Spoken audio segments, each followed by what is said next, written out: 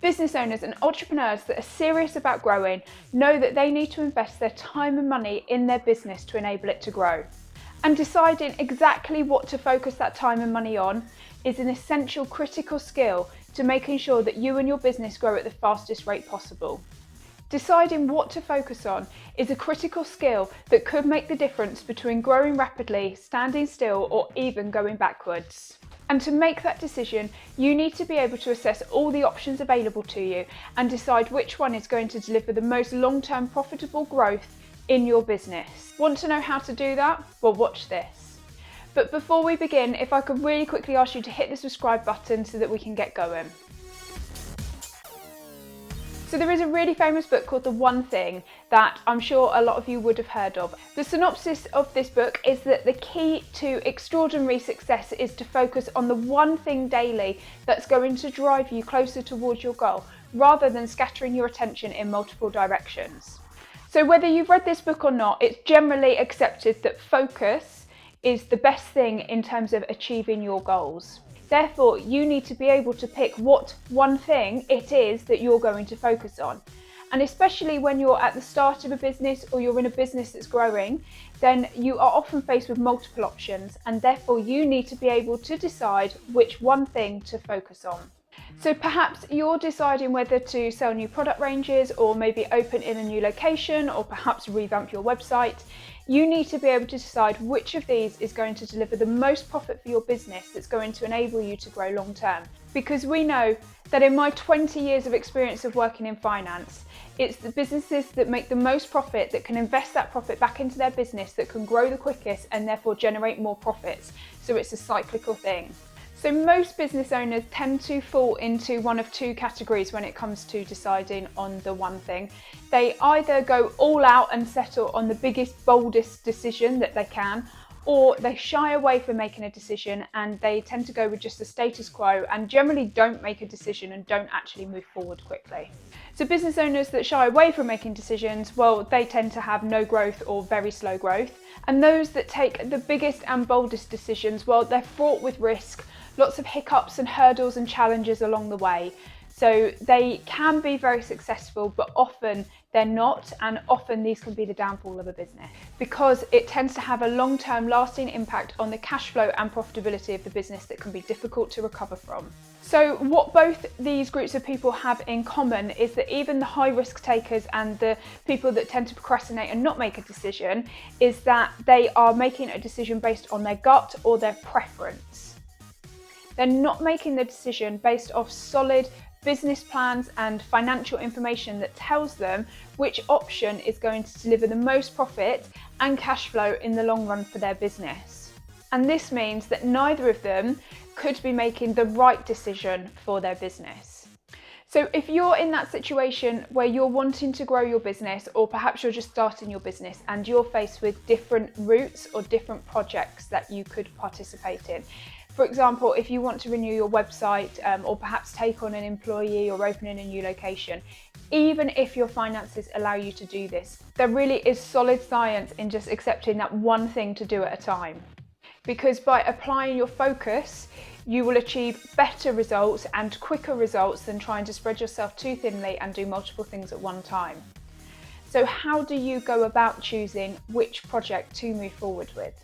Well, you simply need to do a financial feasibility assessment of each of the projects. Now, just bear with me because I know that might sound quite technical, but really this is just weighing up the costs and the benefits of each project to see which one will be the most beneficial in the long run for you. And to do this, you just need to list 3 things about each project. So you need to list the benefits, and you will have 2 types of benefits. You will be able to reduce your costs by doing this project, or you will be able to increase your revenue by doing this project. Then you need to list your costs associated with the project. So you're going to have initial setup costs. So for example, if you're opening a new location, you're going to have the setup costs for fitting that out. And then you've got the ongoing costs of the rent and the rates and utilities, etc. And then you need to list the cash impact as well. So any cash flow in and out of your business, as this will often be at slightly different timing to the cost and the benefit. So So that's the 3 things that you need to consider to enable you to do a financial feasibility study, is the benefits, the cost and the cash. So it's really not that complex at all, and it definitely sounds more technical than it is.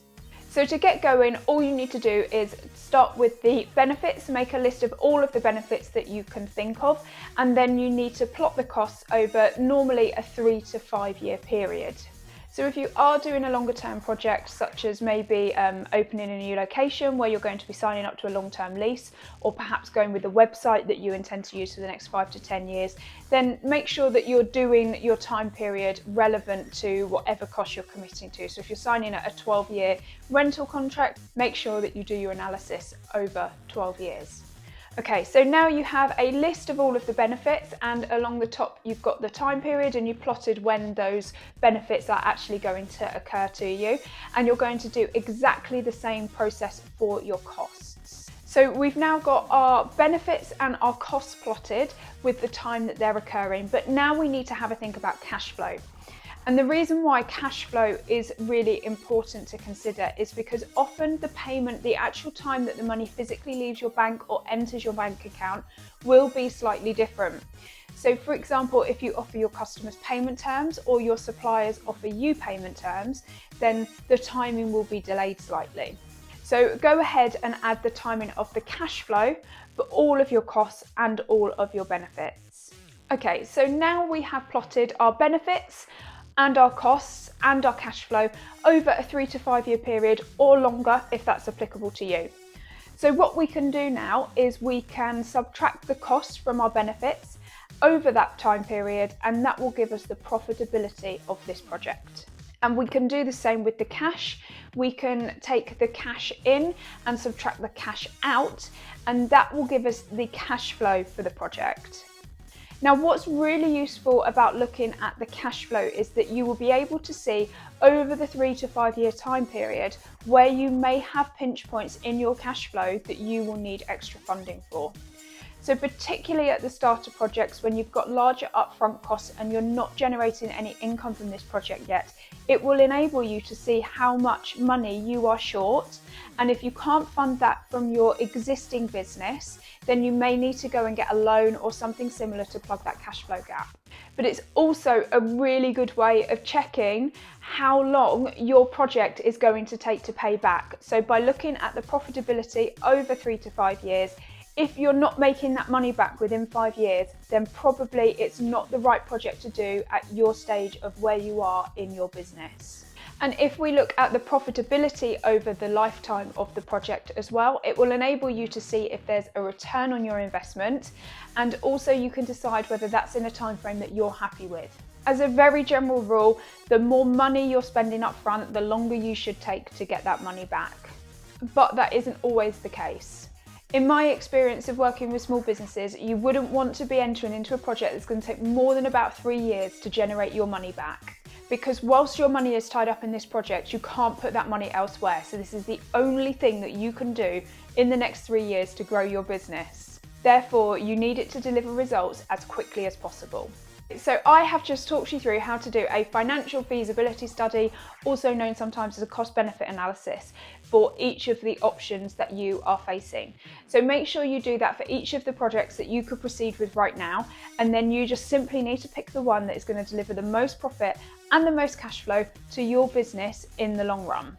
If they are very similar, then you might need to use your commercial judgment and think about things like risks as well. If something's more complicated and it could go wrong and drag out for a long period of time, I'd generally say this is not the one to go with, particularly if you're interested in growing your business at quite a quick pace. And my top tip is to make sure that when you're comparing projects, you always use the same time period. So if you are looking at, for example, opening a new office location that's on a 15-year lease, you need to use 15 years for every project that you're going to assess. This way, you're comparing like with like and you can make an informed decision. And also, a cost-benefit analysis or financial feasibility study, however you want to refer to it, these can get really complicated. But the key to any financial analysis, particularly when all we're doing is predicting the future, this is not a guarantee of how anything is going to go. Therefore, I want you to keep it as simple as possible. If I was doing this as an accountant, I would have a really complex model that's got inflation and interest rates and tax rates included in it. But it's so important that you choose a model that you understand and that you feel connected to, because at the end of the day, it's you that's got to make the decision based on the numbers, and it's you that's got to implement it. So if you don't understand the calculations, then you won't feel comfortable in making a decision. And therefore, it also means that you can keep it simple and don't get bogged down in the minutest of details. So it's really not going to move the dial if you're spending an extra £10 a month on storage costs because you need to get more Google Drive storage. So make sure that you keep things in perspective for the level of detail that you need. If you are considering a big project in your business, I'd love to hear all about it. So pop your ideas in the comments below and don't forget to subscribe to my channel.